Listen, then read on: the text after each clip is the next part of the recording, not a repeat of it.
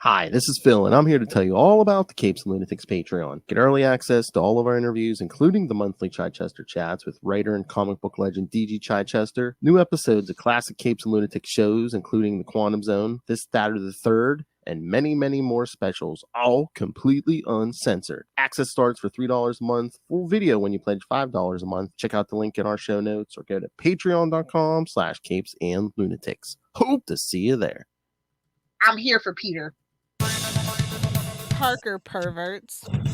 Sure. That's right, kids. Welcome back to another fun-filled edition of the Ultimate Spider Cast. Anyway, I am Phil. Joining me, as always, she whose eyes will rule this entire month. It is. Blip, blue hellfire. That's right, kids, because this is our first episode for our April episode, which basically the theme is anything I thought was goofy, or I just wanted to get to, or both. So. Or wanted to torture Lilith with, and I can't say anything because it's his birthday. The best of all worlds. All right, kids. So, yes, this time we're going to start with Amazing Spider-Man 198 200. Now, Oh, weird 200. Honestly. Mm-hmm. I know. I guess they wanted to go with legacy thing, so as we'll get to, you see who we got. So yeah.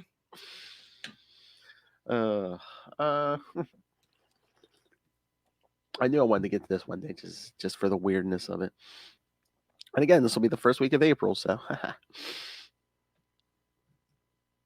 all right. Okay. Shall we jump into it?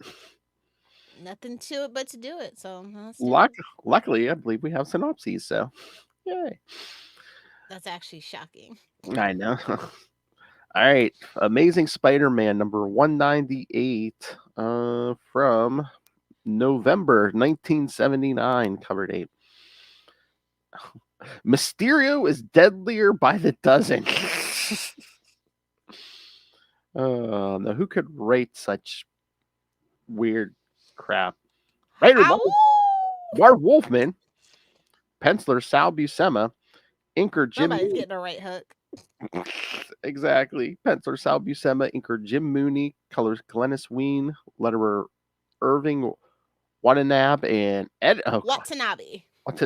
And of course, this is one of the true tradition of people, and the grand tradition started by Stan Lee, the writer editing themselves, Marv Wolfman. Excelsior.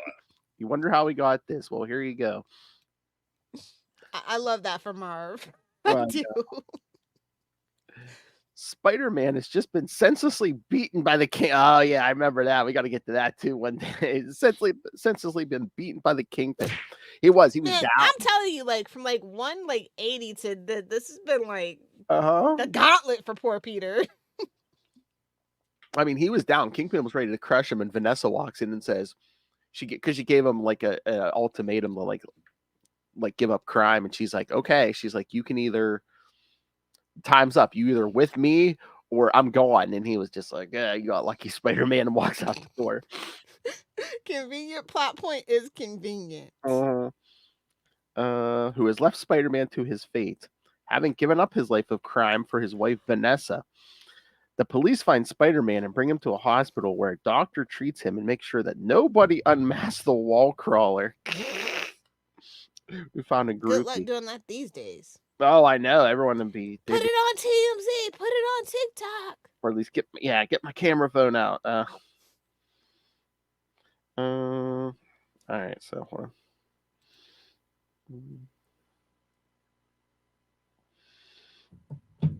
on. While at the Restwell Nursing Home, Dr. Reinhardt. So if you remember your history, or you just looked at the cover or the title, you know who it is. Reveals himself as the original Mysterio and reveals to the burglar that he faked his own death to operate in more subtle, fraudulent ways. And yes, kids, that's the burglar, the one who killed Uncle Ben. So we're going to get plenty of floating heads here. Allegedly. Mm-hmm. and that his role as administrator of Restwell allowed him to swindle the elderly that he cared for out of their valuables. Truly the worst person. I was gonna say this is hitting a little too close to home. I was like, I almost feel like, was Marv's mother or father like a victim of somebody? I'm like, man, and back in the day, it was even worse than it is now. So I can only imagine. Oh yeah, there's less oversight and stuff probably. Yeah.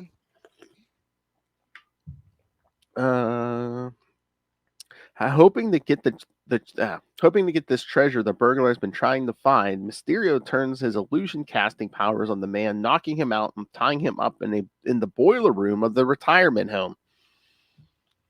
So yeah, he's into kinky stuff like Lilith. All right. I don't think that was consensual though. So no, that's true. I can't vouch for that. That's true. Well, back at the that's true. It wasn't consensual. So okay, yeah. There was nothing to get wet about anyway. Exactly. Right. Consent is sexy, kids. Oh my! I need that on a poster. While back at the hospital, Spider-Man revives and leaves in spite of the doctor's orders to stay and get more treatment for his now broken arm. He speeds off for the Restwell nursing home and soon finds himself victim to Mysterio's illusions, which now appear more elaborate than ever. While at the Daily Bugle, J. Jonah Jameson has become even more irrational. When Marla Madison tries to talk sense into Jonah, Jameson then enters the boardroom where his investors' meeting is happening. When the other shareholders of the Bugle question Jameson's recent decisions as editor, Jameson loses his temper and his fury causes a total nervous breakdown and he faints to the floor. Oh, great heavens! Back at the Restwell nursing home, Spider-Man finally tackles Mysterio one-on-one. However, he finds that his foe's new hypnosis-based illusions and is easily knocked out by his longtime foe. Reviving, Spider-Man has found that Mysterio has chained him to the bottom of the facility's waiting pool. Mysterio then begins to fill the pool with water, gloating over how his old nemesis will helplessly drown.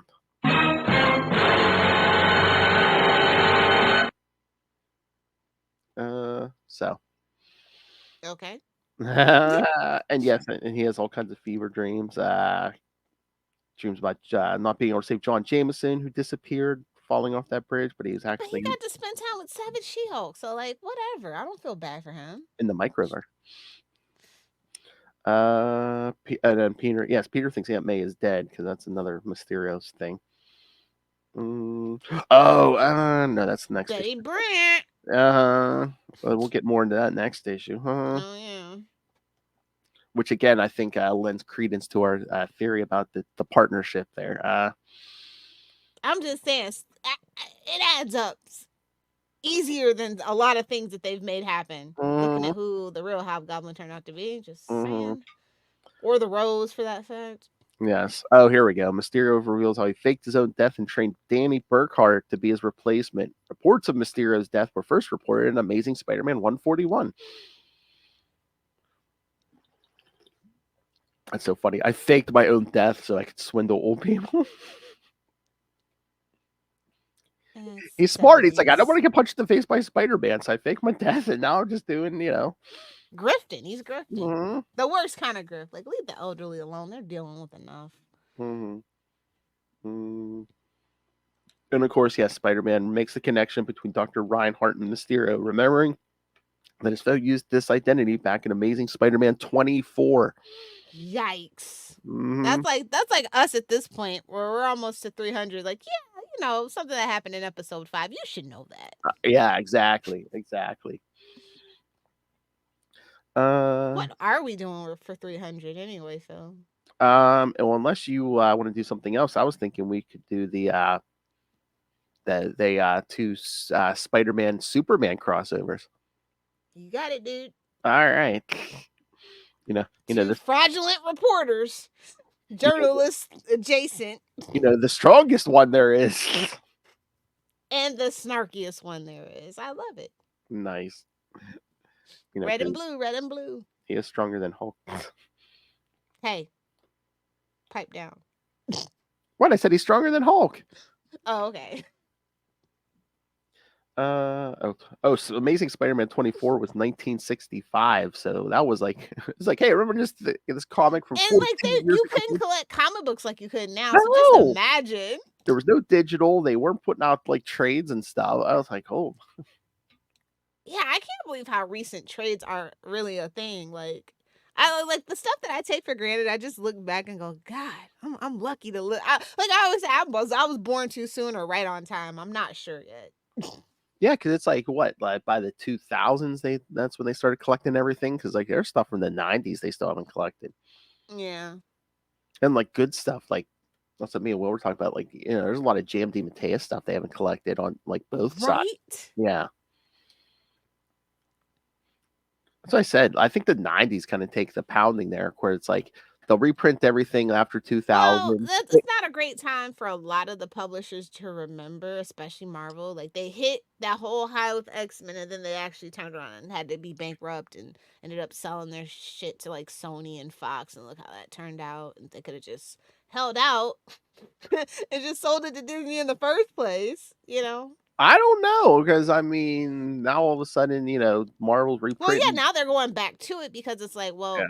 the kids aren't reading it, but the people that have been there since the 90s and 80s Mhm. are still reading it. We're the ones with the money, and that's just kind of what the market dictates. They wanted to move on, and we were like, no, sir. Nah. Nah. You hit your peak, you're gonna have to face it, and you're just gonna have to deal with it. Exactly. I wouldn't mind being a perma 90s 2000 land at all. Oh yeah. That's our sliding time scale. Just deal with it. Once again, let's bring back that spider marriage.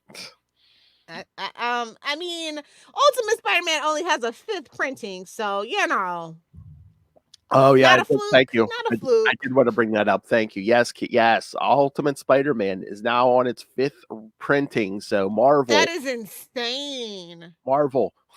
What Zeb Wells? Do you think they're getting a hint? You think Chip's getting nervous? He's like sweating. Oh, you mean It's Zeb? like, shit, man. Yeah. Oh yeah, because I was gonna say, what issue of Zeb Wells' run has been gone back for a 5th printing, Marvel, or even a 2nd printing? Oh, exactly. I mean, not to be shady boots, but I think they're getting the message. I mean, that's the again, we always say that's the bottom line. That's what talks to them. So I think they're getting the message loud and clear. Where's the money going? I'm sure they're like, oh, gang war will fix everything. I don't think it did. I think that's one of the worst selling events, honestly. At least not for Peter, it did. Yeah, for the main book. That's crazy. That Oh was my allegedly god! the main Can you book. imagine? I would love to see those numbers. They're I wonder if any of those like spin-off books like sold more than Amazing. Like did that? No, I don't think so. Or Spider-Woman? No. I mean, I think they held their own, but like it's still the main Spider book, and it has that certain people are gonna collect it regardless, just in case. You know what I mean? Yeah. That's just that mentality we're at now. Unfortunately, it's like, babes, you got to speak with your wallet. If you don't like it, don't buy it. DC has learned that lesson hard with me. Broke my heart when I had to stop buying Superman. Took it off the pull list. Yeah. It's getting decent again. Yeah, no. I just mean previous. Like since New 52, I've been up and down with DC. Like I'll stop reading a book right in the middle of it. I don't care anymore. And then they slapped you in the face with the spend this. Bro, that still makes that commercial. That's almost as bad as the Snickers commercial with 2-page ad with Wonder Woman. Like I'm like, does he bring in? Is he worth it to like bring it? Maybe back in the day, but I'm like, does he bring in new readers? Because I know he's the guy who forced lifelong Avengers reader Will off Avengers. Exactly. It's just so weird. I know. Comic companies make the weirdest decisions. Especially the big two mainly. I think that the smaller ones make better decisions for sure. And they've really weathered the storm, especially through the pandemic. They were kind of thriving during the pandemic, to be kind of honest. And I found that Marvel had that whole issue with distribution, and yeah. I'm gonna miss DC on Tuesdays. I am. Really? That's when the regular books and stuff came out too. Like it was just easier for me. Were you going Tuesdays and Wednesdays or? Tuesdays, Wednesdays, Saturdays. Yeah. Yeah. My comic book guy is probably mad as hell about it too. It's like, damn it. One less day she's gonna come in. Unless you just spread it out. Oh, well, there's not gonna be anything new. I was gonna say unless you go like Monday, Wednesday, Saturday, or something. Nah, it'd just be Wednesday, Saturday now. I think he'll be fine as long as you spend the same amount. I won't, because it's like I like every day. It's like, oh, because you walk around, you're like, oh, what's this in the dollar bin? I'll just take this whole dollar bin, thanks. I've done it. I've done it many times. Oh my god, if I did that, my guy would roll out a red carpet. He'd be like, sir. Yeah, my storage unit hates me. Anyway, let's get to the second one for sure. Storage unit. I do like this cover though. Oh, with the 4-panel kind of with Mysterio's head in the middle there. Yeah. Yeah. All right. Amazing Spider-Man 199 from cover date December 1979. Now you see me, now you die. Like shout out to Marv. I know he came up with this. I know he did. Oh yeah. Like, so sometimes editors actually go, no, this will make a better Marv. Well, Marv was editing him. Oh, Jim Shooter's editing this with him too. So maybe it was Jim actually. Now that I think about it. Yes, we kind of put him back, give him something to hold him back a little bit. Yeah, well, this is the era of Jim Shooter trying to be the new marshal in town. So Shooter, yeah. Pow pow. Yeah, Marv still writing, Sal still penciling, Jim Mooney inker, colorist George Rosas, letterer Joe Rosen, and yeah, like we said, Marv and Jim Shooter editors. Spider-Man is. It's like, what do you think you're doing there, Marv? Back it up. Got him in a bit of a pickle. Back it up. Beep, beep, beep. Beep, beep, beep. Spider-Man has uncovered Mysterio's operation running out of the same nursing home where his Aunt May had supposedly died. After a battle against his old... Well, you date Doc Ock. That's going to put you in a nursing home. I don't care how old you are. I believe those are shiny, sparkly quantum tentacles. Oh, I was going to go with... I don't think those are tentacles. But I can... No, they're definitely tentacles. Spanish. Quantum tentacles? Go ahead, throw it in. After a battle against his old foe, Spider-Man is left to drown in a massive in-ground pool. Leaving... Wait, no, it gave me Sims flashbacks. It's like he took the pool. I know. I love how it had like a giant plug for the bathtub. It's just like... That's your first sign something's not quite right here. Exactly. That's your first clue. Mysterio's a fancy man. Leaving Spider-Man to his fate, Mysterio then ventures to the basement of the Restwell facility where he has a man tied up. This man is the same burglar who shot Uncle Ben years earlier and sought to learn some of his secret treasure that was hidden in the old Parker house from Aunt May. Mysterio informs the burglar that he no longer needs him to learn the secret and leaves him tied up in the basement. The burglar swears that when he gets free, he will find the illusionist and kill him. Ooh. Looking around the room, he spots a mirror close enough to kick and begins dragging a broken piece close enough so he can cut loose his bands. Meanwhile, the pool appears to be filled with water, but Spider-Man has bought himself some time by spinning an air bubble or a web bubble around his head. However, no matter... Talk about a web head. Oh, jeez. Okay, I guess in this instance, it's okay to have it in the face. I don't know. Hell. Again, don't judge. Don't judge. Not in the face.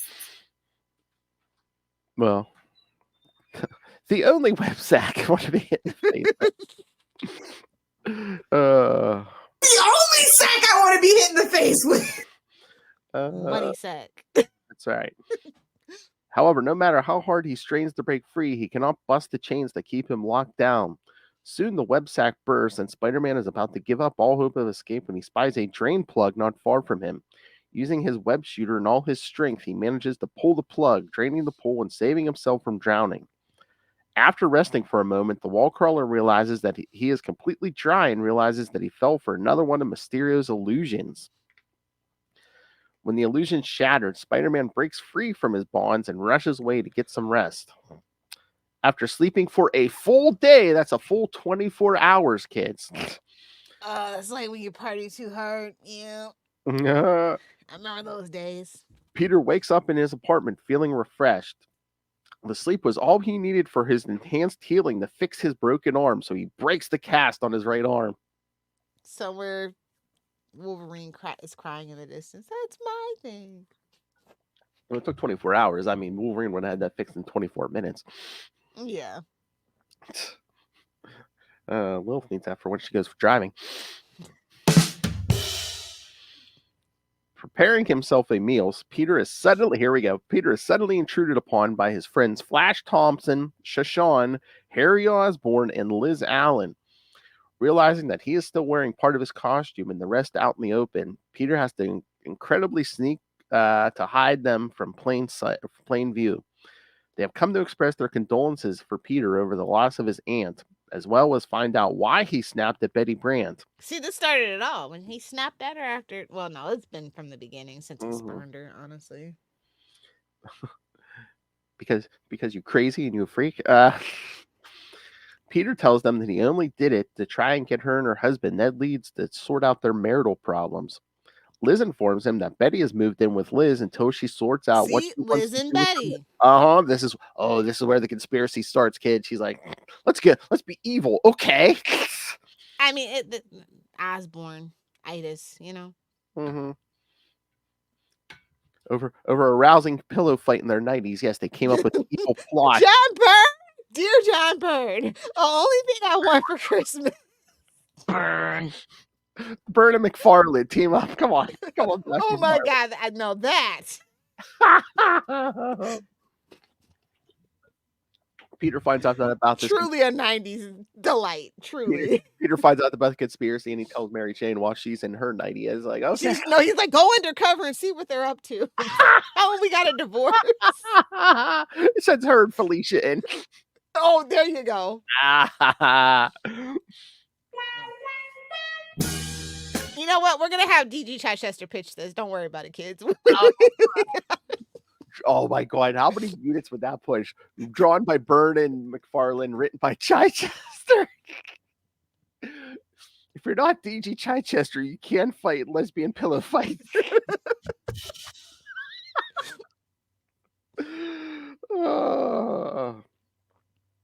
We thought of you, sir. Well, with everyone caught up to date, Peter ushers them out, telling them that he needs time alone, I'm sure, to process everything that has happened recently and to picture that. With his friends gone, Peter changes back into Spider-Man and heads for his Aunt May's old home. The only clue he has to find out what Mysterio was trying to uncover. Arriving in Forest Hills, Spider-Man searches the house again, but finds nothing. It's then that he is attacked by Mysterio and his illusions once more.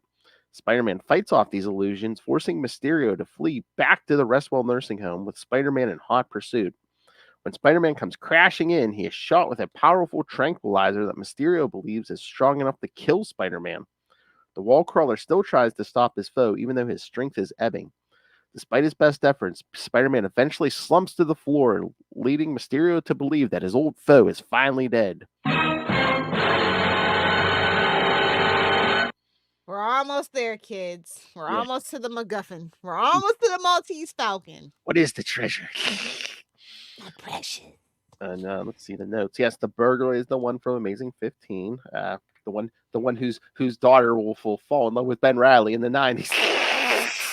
Yikes. That was a little too much.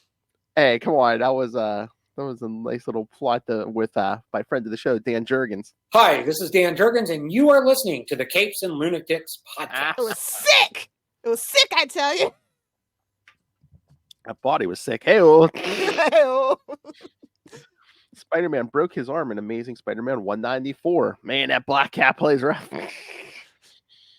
I said she plays rough. I know, thank you. Betty Brant was heartbroken by Peter in Amazing 192. She came back to New York in Amazing 183 after a marriage to Ned Leeds, who they got married in Amazing 156. Starts to go south. She sought to rekindle her previous romance. She needed that Peter. I'm saying, for a skinny little nerd, he sure does get hot ladies. Oh, they didn't call him old Peter Tripod Parker for nothing. Oh no. He had a web shooter way before that spider bite. You're welcome, Justin.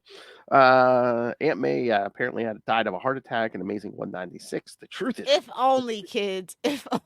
We have so many times to kill off Aunt May, bro. Like, it's about every 200 issues or so, because there was this issue, this time, and then around 400, JMD Mateus supposedly wrote her death. So. that would have been the perfect time, but they kowtowed out of that one. How about this? Amazing 1000. We kill off Aunt May and we legacy bring back, numbering, obviously. Of course. I mean, we kill off Aunt May and we bring back the marriage. Finally, It would be. It'll only be right. Mm-hmm. And we finally banished Mephisto for like a decade. I don't care. At least banish him from the Spider-Man stuff. Jeez. Yeah, that's what I mean. Like, you only fight Doctor Strange or maybe Silver And Surfer Daredevil. for a decade. Yes. He's like, go mess with Daredevil. Give him some mushrooms. I mean, come on, the man. Come on, he's a priest at the moment. That's the perfect villain. Come on. Hello? Exactly. Dear Sal, is it too late to make this deadline by my birthday? Can we please have him on another mushroom trip? Because nothing.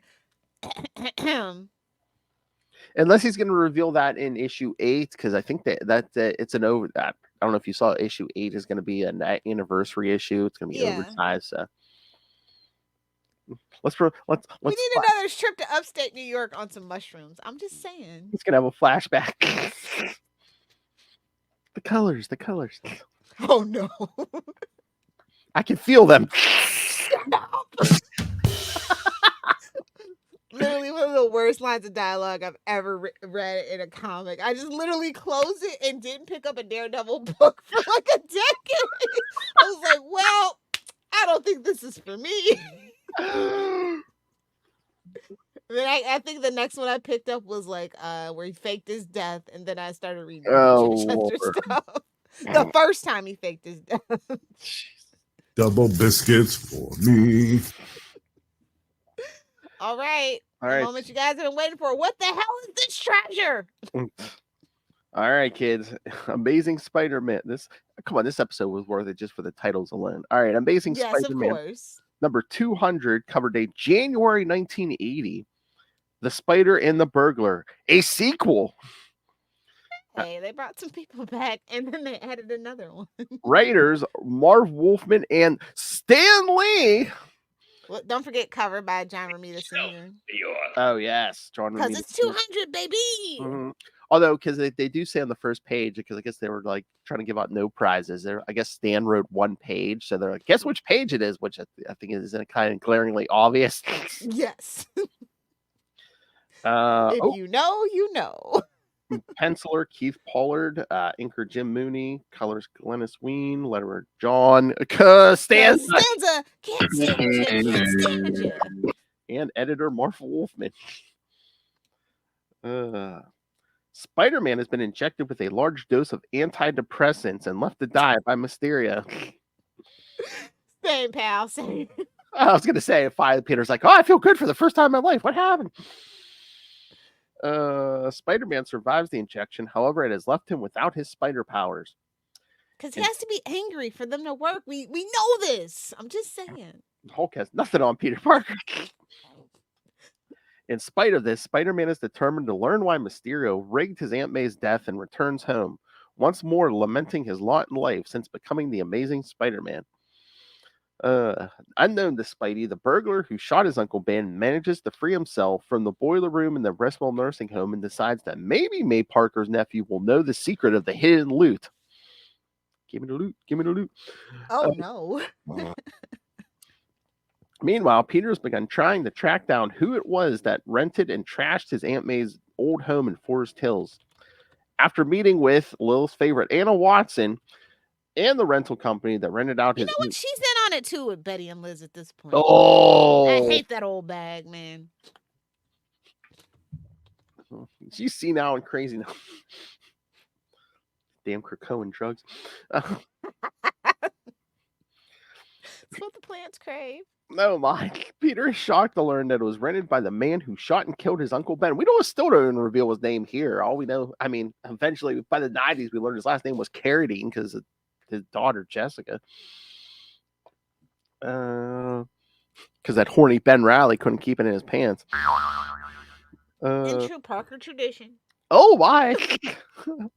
Who? Peter Porker? What? Exactly. Uh, And we ain't talking about Spider Ham. Whoa! Little tripod Parker. Peter vows to track down the burglar and stop him once and for all, considering even killing the man responsible for his uncle's death. Sure, kid. Peter decides to do some more research on the man who killed Uncle Ben when he finds a lead to follow by checking the Daily Globe's morgue files. He decides to check the video archives of a television station that ran news stories about the case.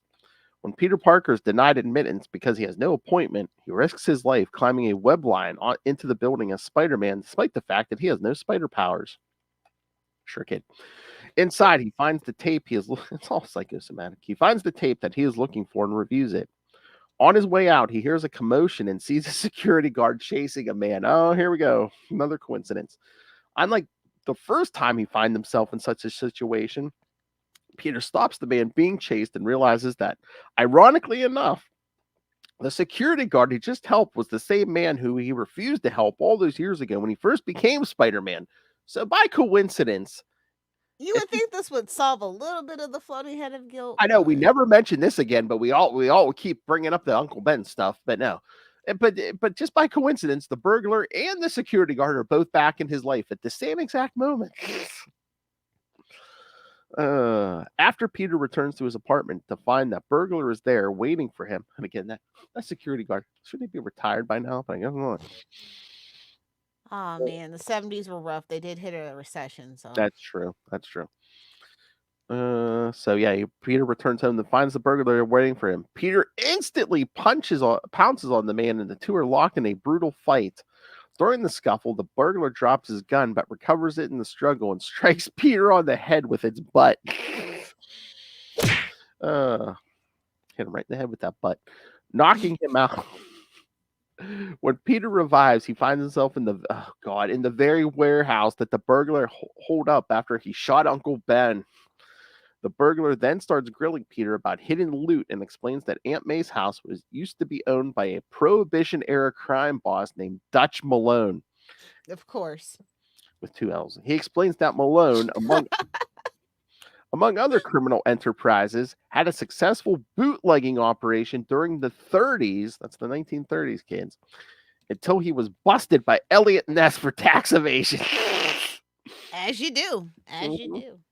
I was watching Highwaymen the other day, actually. Shout out to Kevin Costner. Oh, nice. It was being incarcerated with Malone that the burglar learned that he had a large sum of money stashed in the home that he would eventually be bought and owned by Ben and May Parker. He explains that's why he went to the Parker home that fateful night. So that's why he was there. Okay. It was all. We need the money. Gimme. When Peter refuses to tell the burglar anything because he killed Aunt May, the crook reveals that anything that happened to his dear aunt was all the designs of Mysterio. Getting a moment of inspiration, the burglar decides to leave Peter to do one last thing and will come back to kill Peter later. The whole time trying to break free, Peter finally manages to bust loose and decides to go after the burglar, not as Peter Parker, but as Spider-Man. Secretly following the burglar, Spider-Man is led right back to the Restwell retirement home. When the burglar goes into the basement, Spider-Man attempts to confront him there and is shot and left for dead. The burglar returns to the warehouse shortly thereafter to shock Peter Parker by showing him his Aunt May alive and well.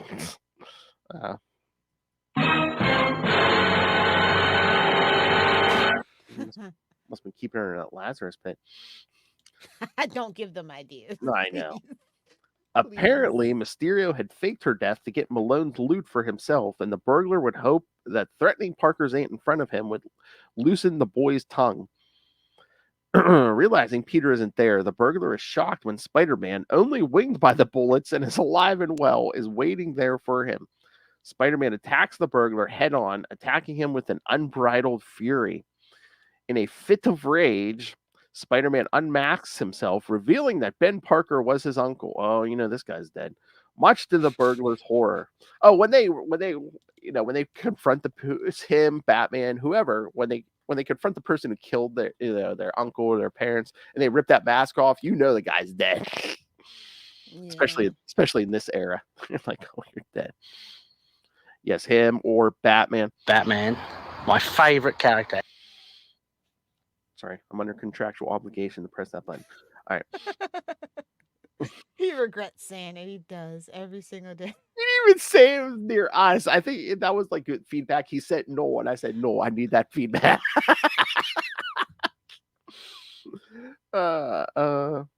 When Spider-Man proves to be too much for the burglar to handle, he tries to flee. However, Spider-Man continues to chase after him, using his spider signal to intimidate and further strike fear into the burglar. When Spider-Man finally has him cornered, the frightened burglar suffers a heart attack and dies of fright. And dies of fright. Spider-Man then sets off a fire alarm to get the authorities to show up and convinces Aunt May that he came to her rescue for her nephew Peter. Later, with Aunt May once more in the hospital, Peter goes to visit her, and she tells her nephew that she no longer thinks of Spider-Man as a menace. She also ends up solving the mystery of what happened to Malone's loot. When she and Bennett first moved into the home and did renovations, they found a box inside one of the walls. Inside, they found the remains of Malone's money, all right. However, it had long since been destroyed by silverfish. Later, after the antidepressants that Mysterio injected him with had been flushed out of his system, Peter changes into Spider-Man and finds that his powers have returned to full strength and decides that after this whole experience, he will continue being Spider-Man.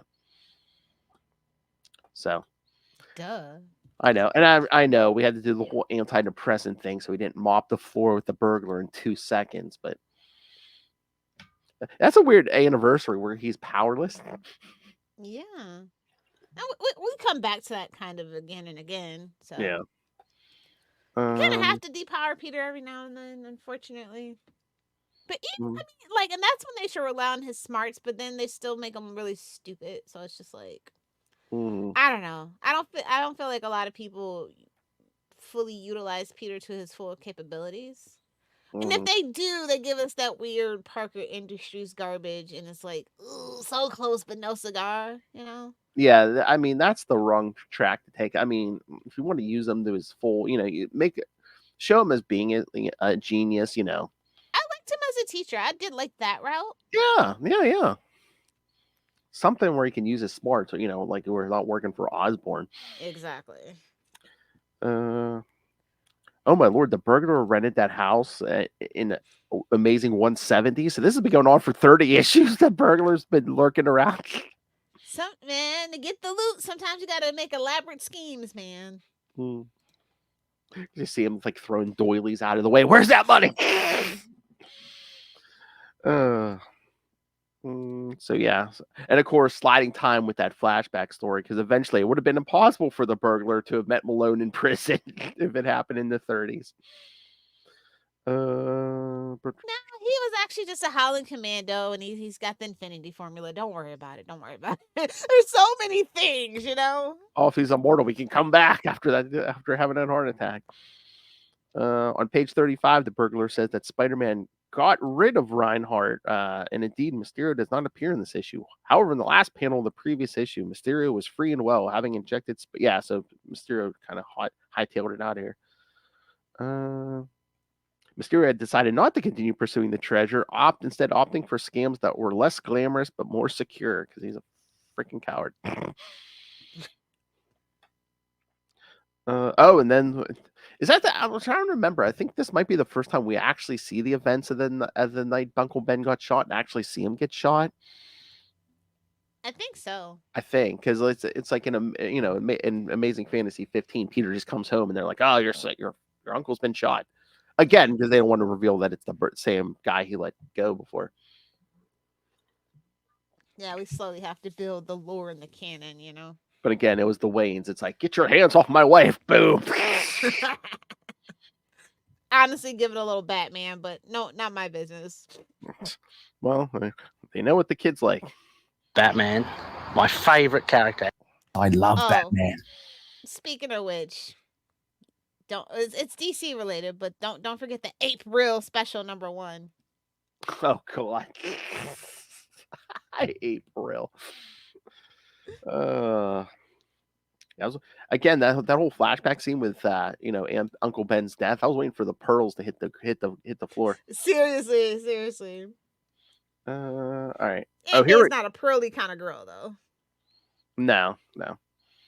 Okay, here we go. Yes, it said in the issue that Stan Lee came back to write one page of this issue and asked the readers to figure out which one. It's page 37. You don't say. Get out of town. I would have never guessed. Exactly. I mean, the one He where didn't even try. he didn't even try to hide it. Oh, you mean the one where they recap his origin? That's I wow. mean, it's fitting though, right? Oh yeah. So at least there's that. But I love how they played it. It's like, oh, it's so mysterious. Which page did they write? I wonder. So the cover date was January 1980. You think Stan was like, man, this thing's still going? I know. He was just like, shoot. Sometimes you create something and it just gets out of hand. Look at the Power Rangers. I'm pretty sure they never thought it'd still be going 30 years later. I mean, at this point, it was only 17, 18 years, and it's just like, oh no, that's nothing. Yeah, that's nothing, sir. Strap in. 60 years and beyond at this point. It's never gonna die now. Yeah, the mouse has got his hands in it. Definitely not. Well, the mouse might not be as powerful as it once was. Pretty soon here, so yeah, we'll see. But even if Disney ever sold it or lost it, someone else would pick that up. Spider-Man. Sony is like, back, we have you again. Welcome home, old friend. Oh my. No, Sony's just buying their. Listen, people talk shit about Sony all the time, but they don't have a streaming service for a reason. They know it was a fool's errand, and they just license their content out and sit back and collect the money. And they've got the cameras and they've got the video game. They're good to go. They know what they want to do. Oh yeah.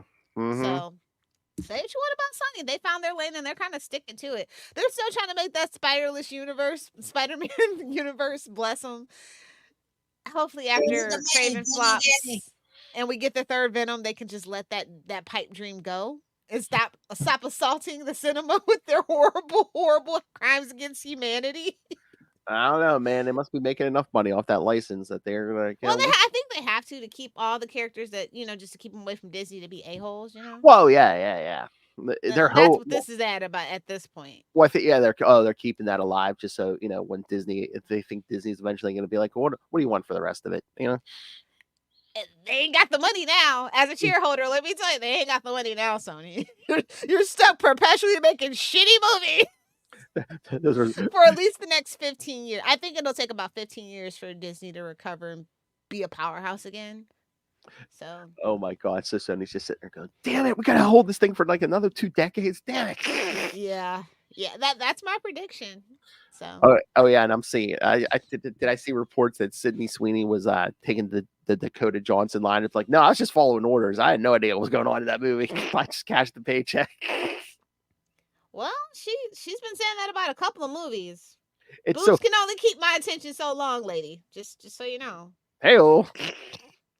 Yeah, some movie that she just did that was like a South by Southwest. They're like, oh, what a shame. They're like, we went for Sweeney, but they're like, oh, we should have went to go see the other thing. And my friend was like, yeah, I went to go see Ryan Gosling do karaoke. So it was so funny. It was so funny because I think one said she said she would come back for Julia Carpenter, but she wants to be in a scene. Their director or writer or something. Well, no, she wants to be in the movie with Zendaya, and everyone's just like, low key. Zendaya doesn't like her, so. Well, that and people were saying, oh, someone told her she's not in the MCU. Exactly. I told you they're scamming those people. Bad Bunny was like, oh, it's the Sony. No, I got it. No. He fired all his people. It's like, no. I'm not in the good. No, okay. No, it's not Disney. Okay, I'm out. Oh, it's the Morbid Time? No. Spider-Man's not going to show up, and just his mother. Nah, I'm out. I'm like, maybe Venom if you get lucky. It's like Tom Hardy's cool and all, but Am I going to be in a movie with Spider-Man? No, but we can have Venom eat your brain. well, there's plenty of Spider-Women to choose from. Do I get to meet Spider-Man? No, but we can. We can introduce you to his uncle. You can meet Woody Harrelson in a bad wig. You leave Cletus alone. Cletus. Oh, okay. So we do have a little time to talk about new books, if you wish. Yes, man. Here, I was gonna say I wish I had brought him out, but all right, I have the list here. Oh yeah, Web of Spider-Man 1 came out the one shot came out this week. Yeah. So what do you think? Again, it was like kind of giving hints of stuff to come for all the Spider books. Meanwhile, like the Peter stuff, it's just like, oh, he's messing with Tombstone. Oh, shocking. I know. I'm like, really? That's it? Yeah, it's a glorified it's a glorified trailer. Yeah, but even like the mouse stuff $8 wasn't that. though? Yeah, well, I mean, it was thick, but yeah. Hey-oh. Those like thick for $8. All right, I'm in. But even the mouse stuff wasn't that shocking because it was like vampires is like okay, but there's a big vampire event coming up where everyone's going to be fighting vampires. So it was like that's really not too shocking either because we knew that's coming. Oh yeah, Jessica Drew's leaving town. Jessica Drew's leaving town. Going to San Francisco. I told you, everybody's got to get away from New York. It's a thing. It's trope. They're trying. Well, again, it kind of frees you up because I don't know if like that's also a way maybe you get away from like all the crossovers because if you're not in New York, yeah. Oh yeah. So that is a good point, sir. That's probably helpful. I've got crossover fatigue. I know. Like shout out to DC for not doing one recently. But I mean, well, the last 3 that like involved the Joker all kind of flopped. So because I'm torn because like that vampire one's coming up in a few months here, and I'm just like another one, but it's like Jed McKay, so I'm like, oh yeah, he's good. I'm like, somebody's gonna get their face ripped off. I just know it. Get their blood drunk and their face ripped off. It's vampires, yeah. I'm telling you. I know. I was gonna say they picked the right man for the job, you know. Moon Knight, a guy who runs around in a white outfit, relieving people of their facial features. So yeah, I think he needs to make that a thing. It needs to happen to at least one of every single one of his runs, and that would be like the hilarious inside joke. So I'm thinking I'll pick up that main book, but maybe not all the tie-ins because again, he's not writing all the tie-ins. Yeah, so. I'm only gonna do the main book, and I'm only gonna do like the first. And it crosses over into some of the books I already pick up. So I'm like, okay, that's good. Oh my god! But then, maybe they'll give him the Morbius hand suckers. Oh, true nightmare fuel. Every high school boy's like, "Where's that girl?" Oh my god! But we got the double dose this week, Liv. I mean, we got Spider-Woman 5 guest starring Spider-Boy, and we also got the Spider-Boy book. Yeah, it's like okay, I thought it was gonna be interesting, but stop trying to make Spider-Boy a thing now. It's official for me. It is official for me. I'm like, I don't know. I think Spider-Woman was the no, because I really enjoy Fantastic Four. I think it's a tie. I'll give it a tie. Spider-Woman number 5 and Fantastic Four number 18 were like. Oh yes, thank you. I did want to bring up that Fantastic Four somewhere just because Charlie would have loved that issue.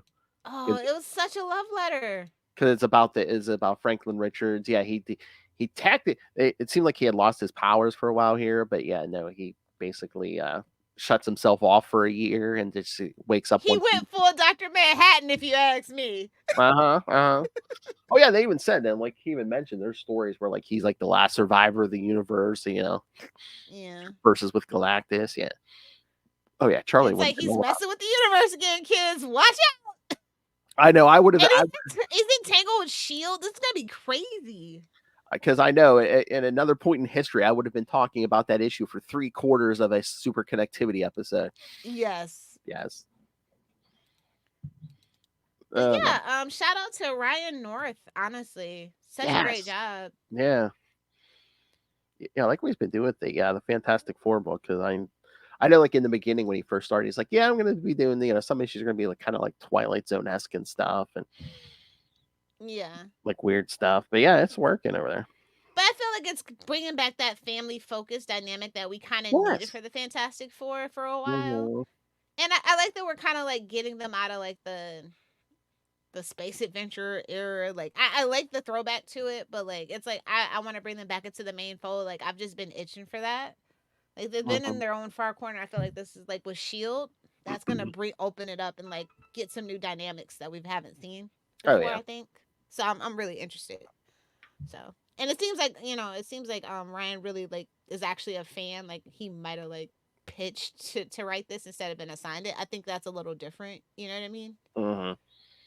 I mean, sure, everybody wants to write Wolverine and Spider-Man, but like, it takes a certain kind of person to want to write Fantastic Four because Oh, yeah. it does have like that pressure. It's like so storied, and the fans are real picky.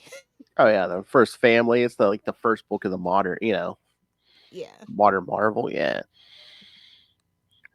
But yeah, Ryan's been doing a great job, and I really like the person they partnered to do the art with him, which is Carlos E. Gomez. Mhm. So yeah, and that cover for 18 was so beautiful. I want this as a poster so bad.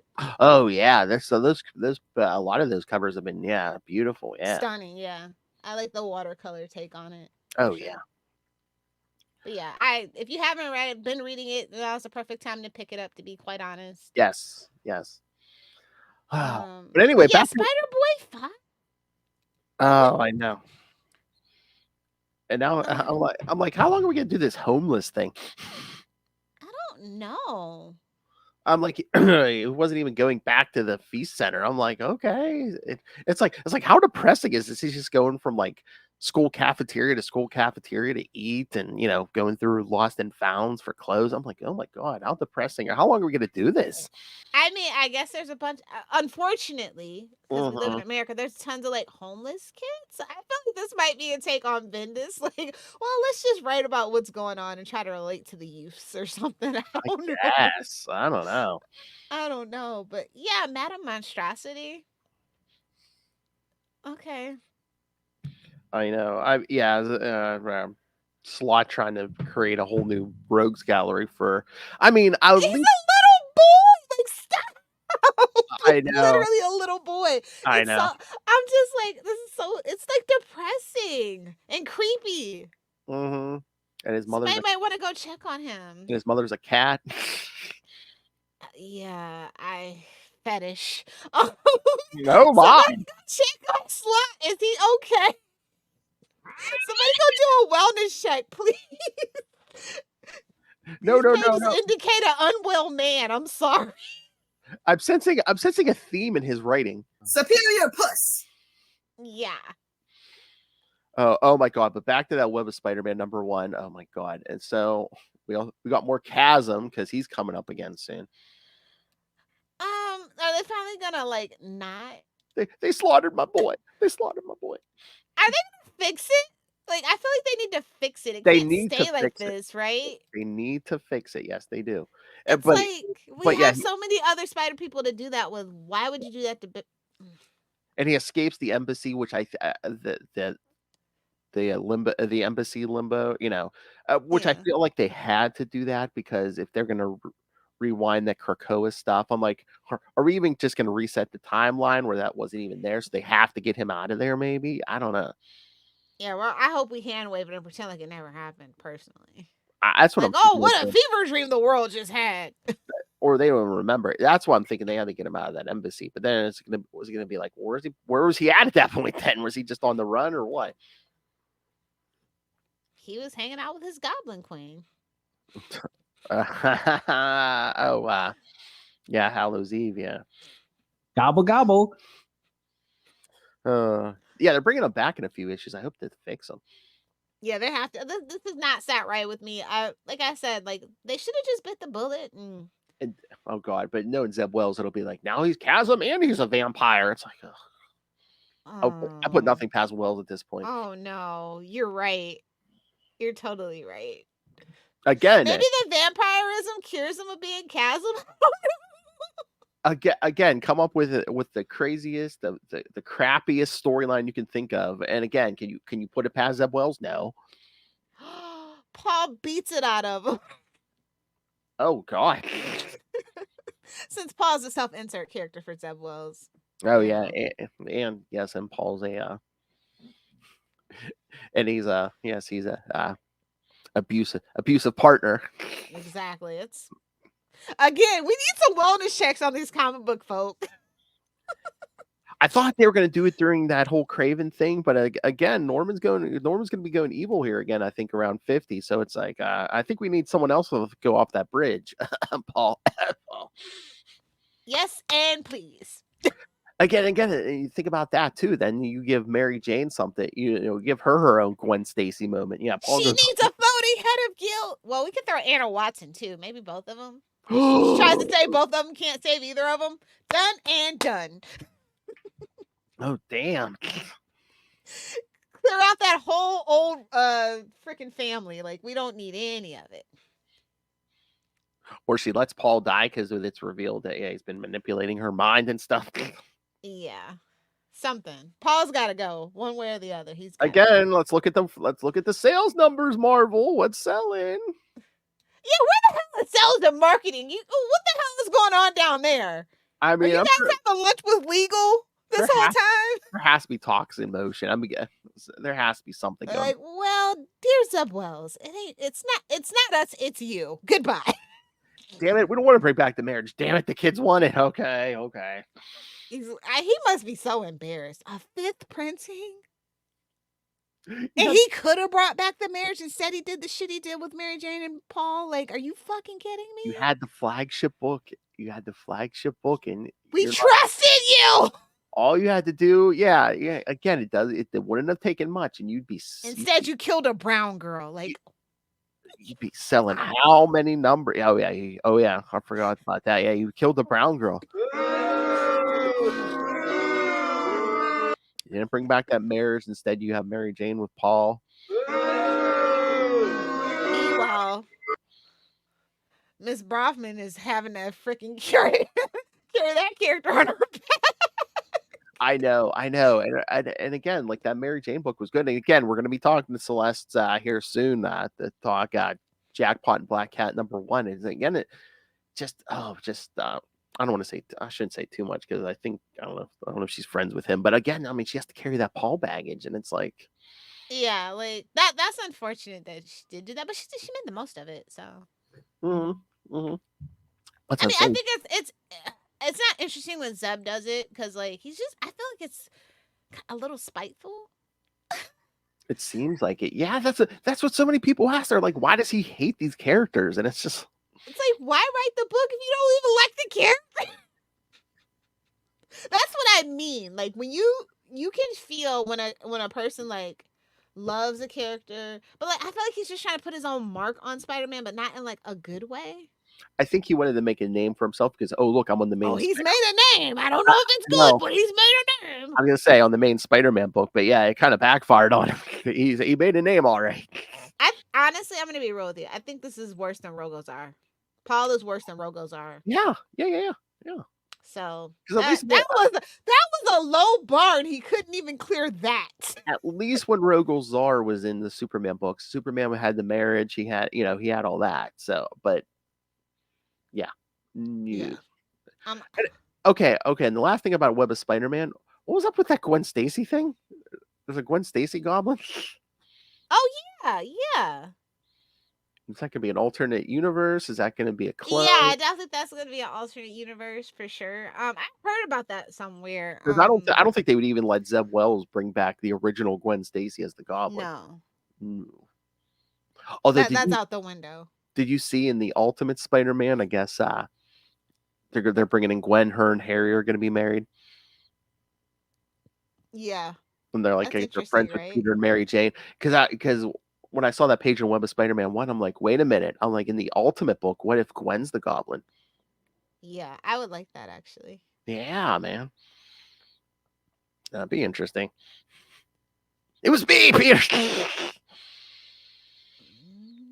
Blondes do have fun, more fun. Again, again, Zeb, you want to clean everything up, bring back that marriage, reveal that Well, Betty. I definitely think there's obviously an editorial mandate and has been for a really long time. But like at the time that Zeb joined, I feel like he could have negotiated that. But now that his cachet has kind of gone down, he can't do anything. Yeah.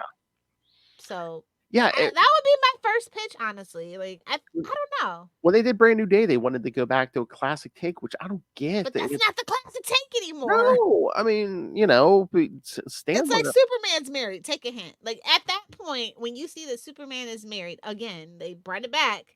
Yes. That they could. That's the one thing that they could have copied. I wouldn't have mattered. I wouldn't even have said anything. I was just like, good, very good.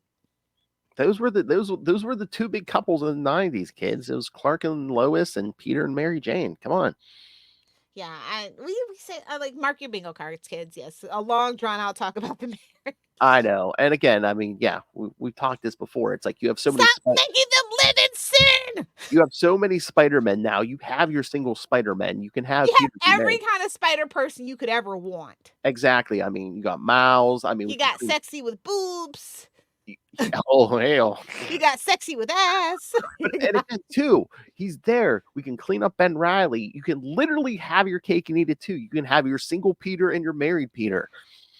I mean, like they just keep Ben dangling around with this chasm crap, and I'm just like, bro, just move him to San Francisco, please. But again, you can have your single Peter Parker in Ben Reilly if you want to do that stuff. Yeah. Ugh. We have so many spider people. It's ridiculous that they haven't just. I think somebody is just chomping at the bit on their pride about it or something. Oh yeah, definitely. They don't want to admit they're wrong, but it's like they thought originally when they did Brand New Day that it was going to die down about the marriage, and guess what? We're like over 15 years later, and people are still harping about it. Still mad. It's about time. Bring it back. Again, we gave them permission, right? It's like I will buy another wedding out. I told you I will. And merch the hell out of it. We'll buy it. Come on, multiple covers, a honeymoon issue drawn by Bernard McFarlane. Come on. Perfect time to bring them back. Yeah. Mm-hmm. Yeah. Amazing 1000. Oh God, I can't hold out that long. I was gonna say what I forget where we're at legacy numbering wise, but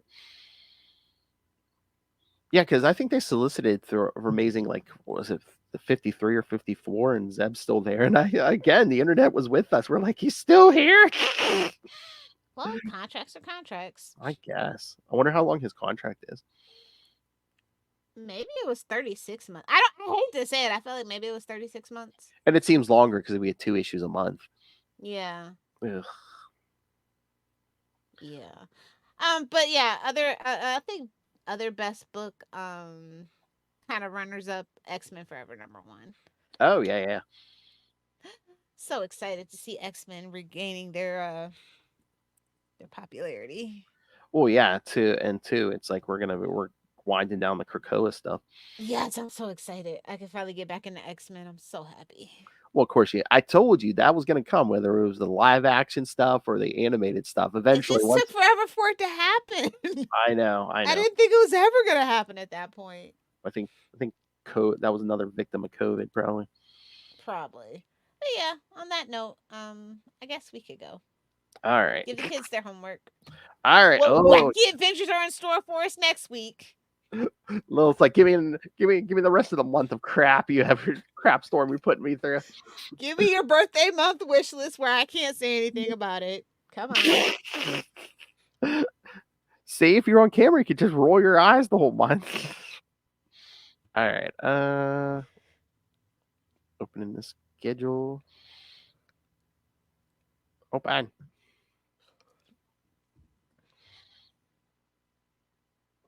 All right, so we did. Yep. All right, so next time, we're going to do Web of Spider-Man 49 and 50, which is like 2 different stories. So,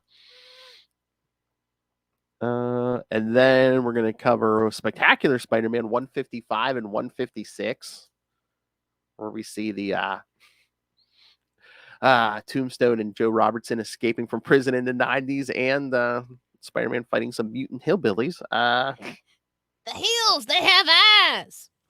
Oh, and just Lilith luck, we get an extra week next month. So yes, and then Lilith's last episode will be Spectacular Spider-Man 171 and 172, where Spider-Man and Puma go into a sweat lodge. And no, I'm not joking. No, he's not, kids. And then hopefully the boys will be back next time because they weren't this month. Yes, we'll finally get to that Scarlet Spider 17 through 19.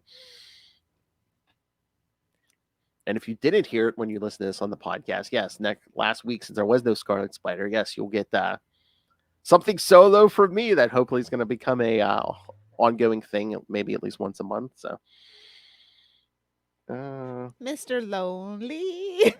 I don't know. I kind of enjoyed it though. I did an episode solo a couple weeks ago, and I was like, I could do this now.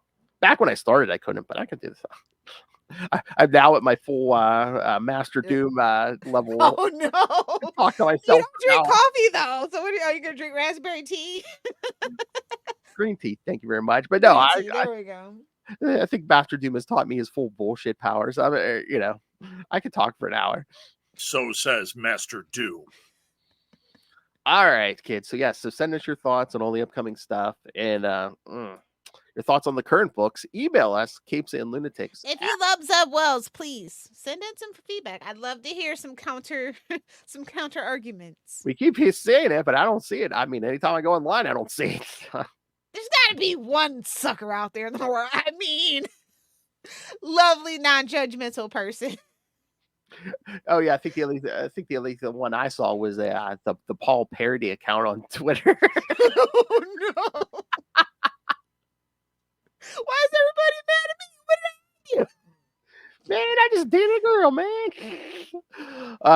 So yeah, so send us CapesandLunatics at gmail.com or call the voicemail 614-382-2737. That's 614-38-CAPES. And remember, you can find all things Capes and Lunatics episodes, social media, new merch coming here, kids. By the time you hear this, the new merch should be out with our new logos and branding. So go pick up all the cool new logos and merch. And of course, ran the money on us through the Cash App link. A little favorite. Make it rain.